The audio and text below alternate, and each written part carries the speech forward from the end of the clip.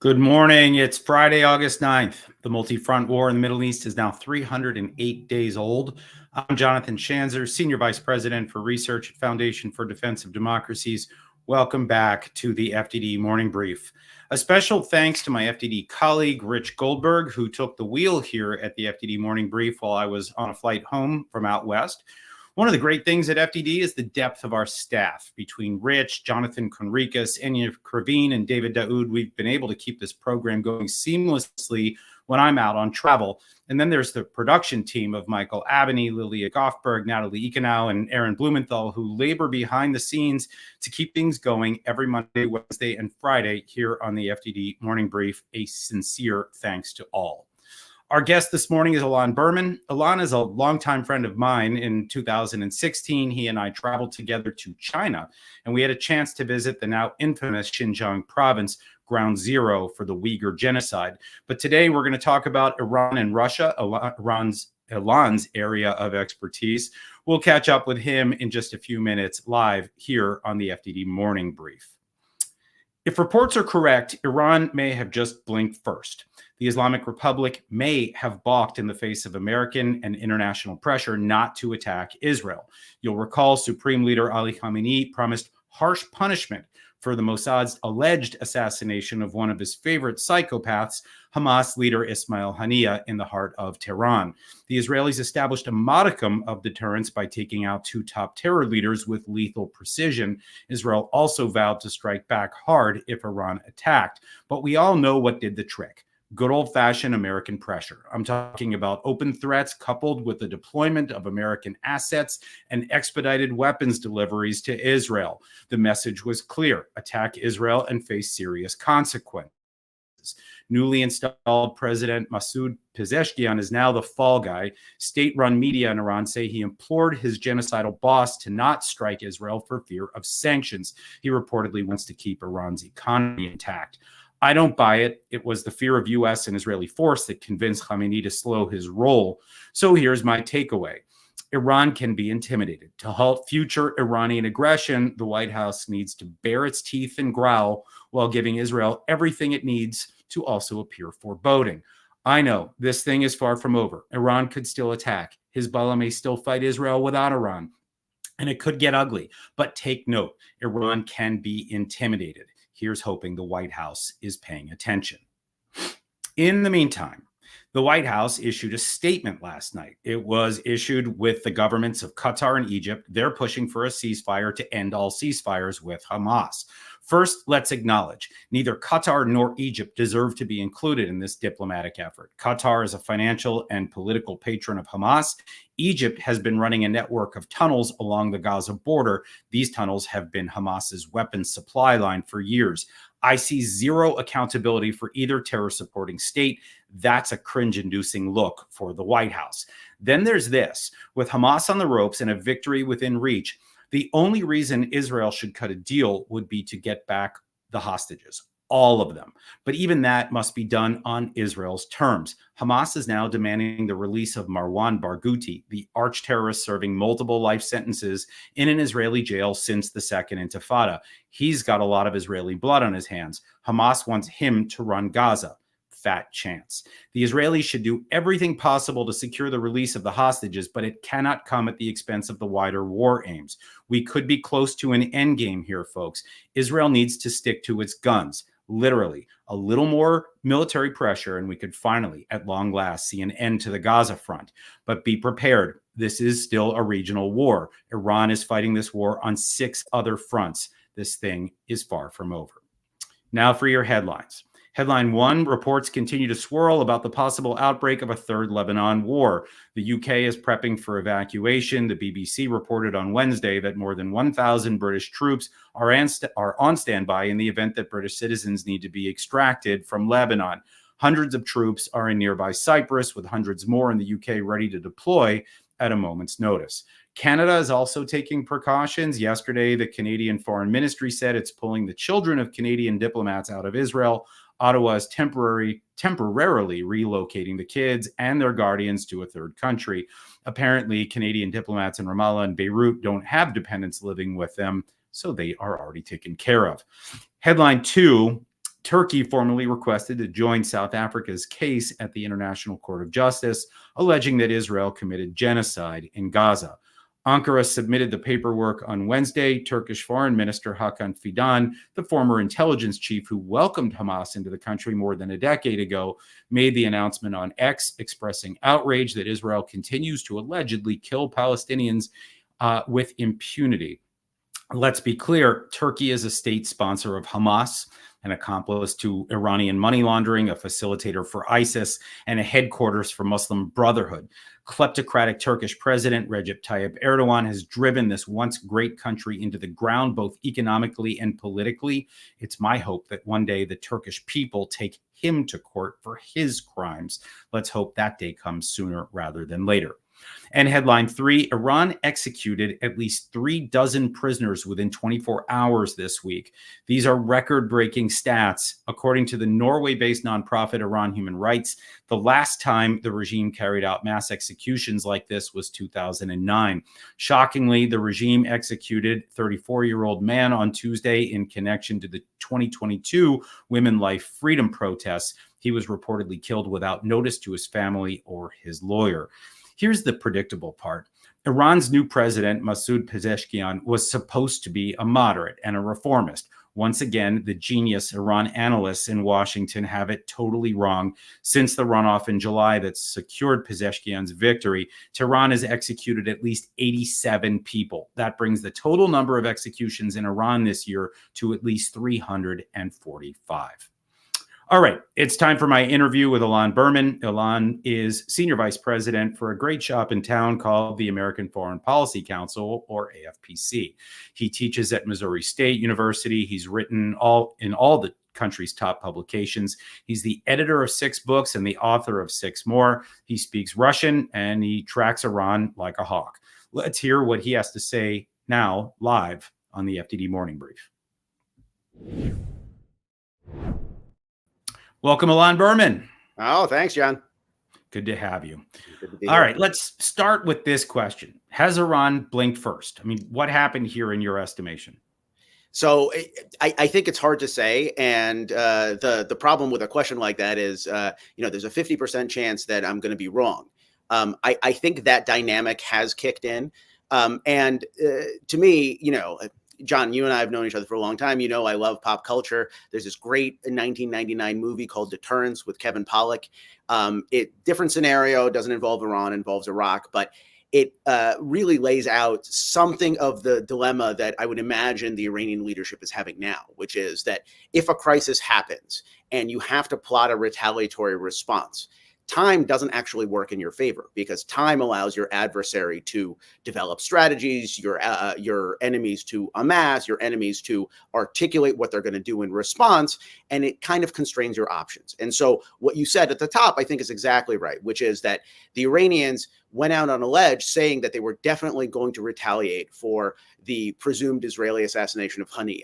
Also, by the way, for the fact that the hit on Haniyeh was part of a campaign, right? Over the last 3 weeks, the Israelis have reached out and touched Yemen's Houthi rebels, top Hezbollah leaders in Lebanon, and presumably also Haniyeh inside Tehran itself. And so, the Israeli initiative, the Israeli offensive is very clear. They're trying to reestablish deterrence, and they're trying to sort of put a marker in the ground.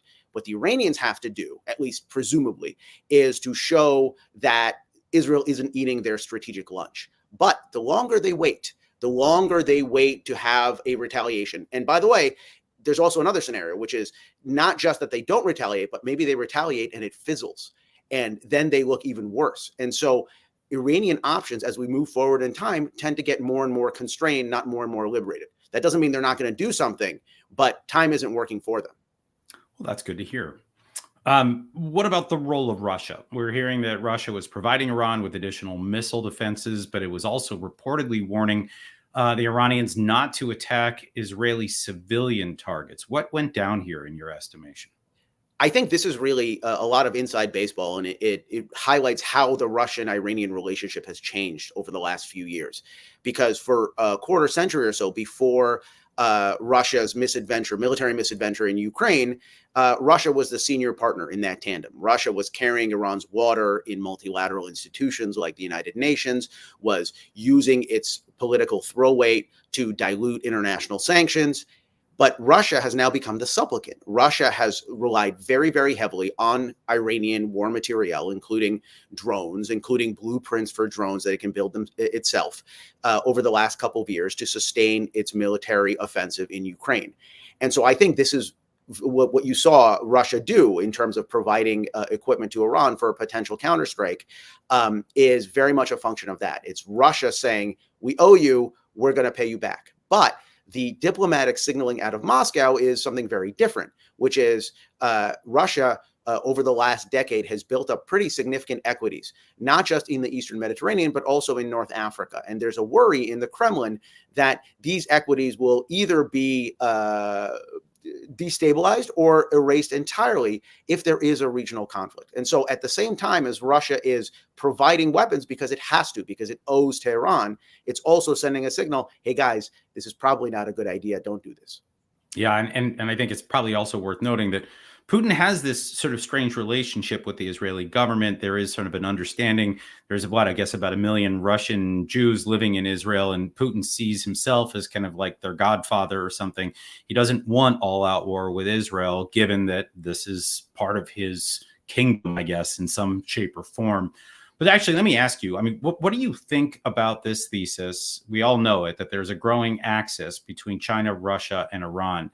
And if it actually exists, right, and we're all pretty sure that it does in some shape or form, why has it not formally come together yet as this regional battle takes place?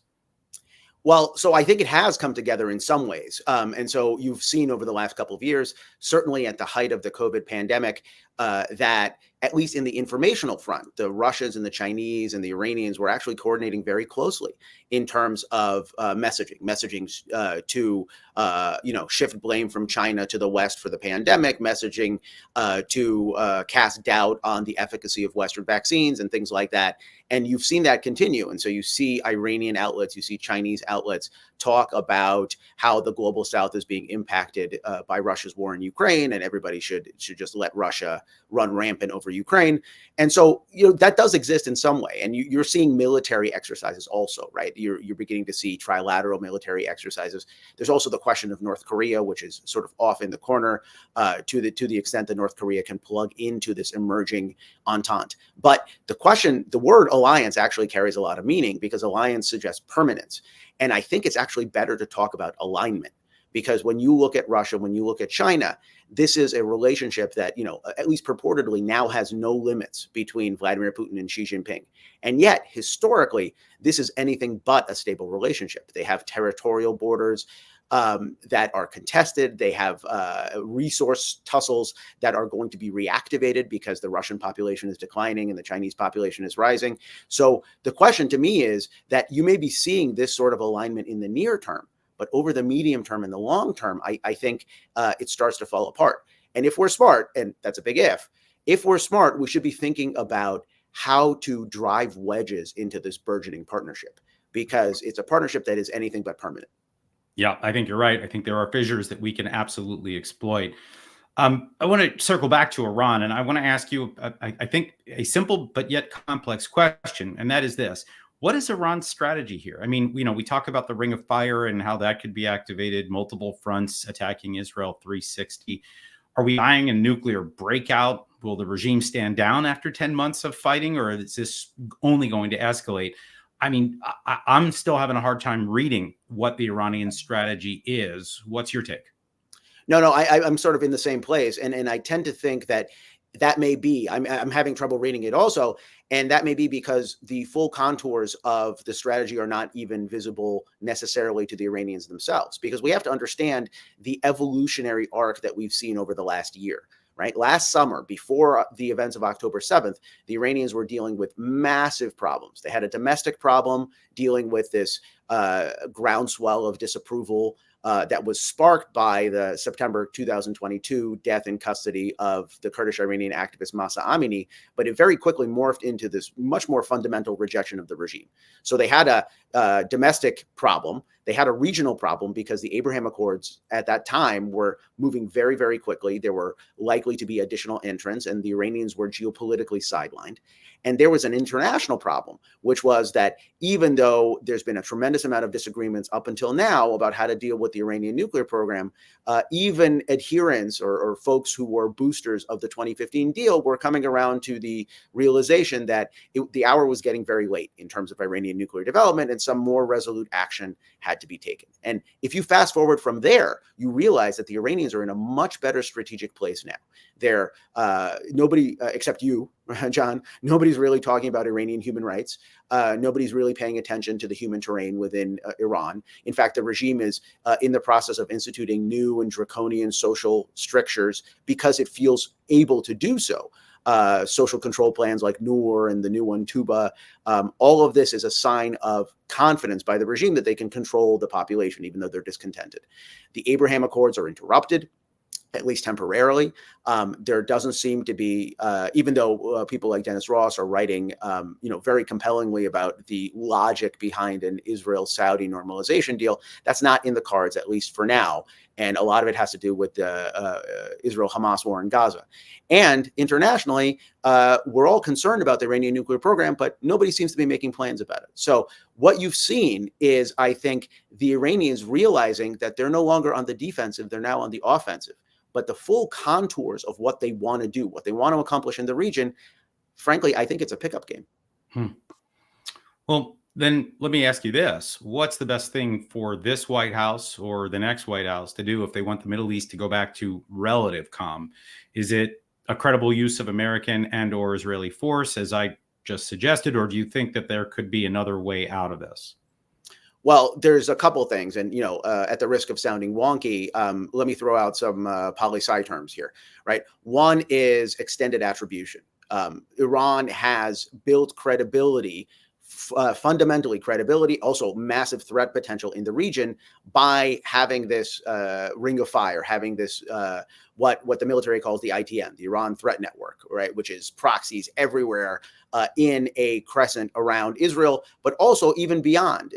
One of the really interesting things, and one of the dogs that isn't barking, is the degree to which the Iranians have begun to put down roots in places like North Africa and Morocco and Algeria and things like that. We don't really talk about it because we tend to see Iran as a Middle Eastern problem, but the Iranian axis of instability actually goes much further geographically. So the first order of business, I think, is for us to stop trying to avoid conflict with Iran and actually to lean into the idea that if one of these proxy groups acts, we will attribute the malign intent not just to the proxy group, but also to the head of the snake and also to the Iranian regime. If in a scenario like that, if we can cause the Iranians to tell its proxies to cool it even a little bit, that would be a net win. The second is to double down on trend lines in the Middle East, trend lines that we support, because fundamentally what we're looking at is two macro trends. One is a trend line towards integration. We all know what this looks like. This looks like the Abraham Accords. This looks like Israel's growing closeness to the Gulf states, built around both economic and security, but also cultural and social ties, and a rejectionist trend driven by Iran. In this sort of conflict, we are not an impartial mediator. We have vested interests in the first trend succeeding and the second trend failing. And the more we bolster the first trend, both rhetorically, politically, by not creating any daylight with our allies, but also concretely, tactically, through weapons sales, through the deployment of assets to the Mediterranean, for example, like we've seen in recent days, the better off it is, because then the Iranians and the groups that they support understand that their rogue behavior in the region is not going to be cost-free. All right, we're going to leave it there. I want to thank you, Ilan Berman, for joining us live today on the FDD Morning Brief. My pleasure. All right, here's what FDD has on tap for you today. FDD's Rich Goldberg and David May have a piece in the New York Post in the wake of the UN's dismissal of 9 UNRWA employees who directly participated in the October 7th massacre. My colleagues note that Congress must not buy this virtue signaling decision. This is not a case of a few bad apples. UNRWA is rotten to the core, and it needs to be disbanded once and for all. My colleague Natalie Ekenau has a piece in the Washington Times unpacking the multi-million-dollar Qatari corruption scheme that led to the downfall of Senator Robert Menendez of New Jersey. The Qataris bought him off, yet somehow this insanely rich petrostate did not pay a price. Natalie argues that Qatar must be held accountable for its involvement in this scandal, and I could not agree more. Finally, my colleague Ahmed Sharawi wrote a piece for the National Interest analyzing the recent visit of Jordan's foreign minister, Ayman Safadi, to Tehran. This was the first by a high-ranking Jordanian official in nearly a decade. As the region teeters on the precipice of a multi-front war, the Hashemite kingdom is trying to pull off a serious balancing act. It must honor its commitments to international allies while hedging against the potential backlash from its predominantly Palestinian population. Ahmed knows what he's talking about here. He's a native of Jordan. All right, that's going to do it for today. Read our expert analysis on our website, fdd.org. Read our quick takes on X at FDD, and support our work with a tax-deductible donation at fdd.org/invest. Now for a bit of housekeeping. The FDD Morning Brief team is taking a well-earned breather. Actually, let's put it this way. We're going to try to do that. If a major war breaks out, you'll see us much sooner. But if things stay calm, we'll be back in action on Wednesday, August 21st. I'll be speaking to Seth Frantzman about his new book about the October 7th wars. That's the plan. Let's see if we can stick to it. Until then, I'm Jonathan Schanzer signing off for FDD.